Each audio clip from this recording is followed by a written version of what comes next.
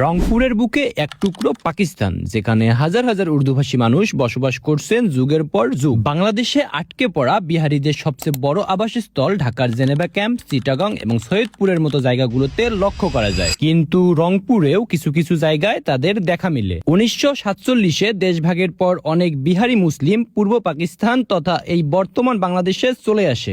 আর 71-এর যুদ্ধের পর পাকিস্তানের প্রতি আনুগত্য প্রকাশ করায় এবং বাংলাদেশের নাগরিকত্ব নিতে অস্বীকৃতি জানানোর কারণে তাদেরকে অস্থায়ীভাবে থাকার জন্য চিটাগং, ঢাকা, সৈয়দপুরের পাশাপাশি রংপুরেও ক্যাম্প স্থাপন করে দেওয়া হয়।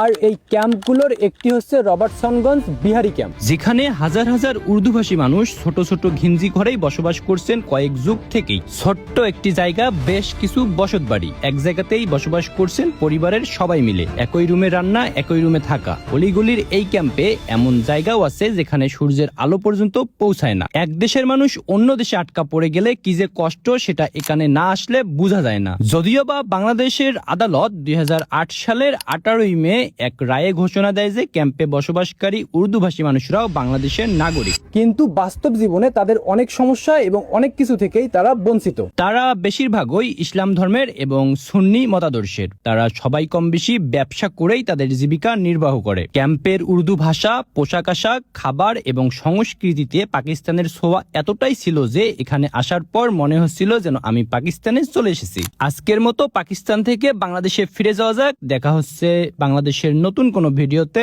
আল্লাহ হাফিজ।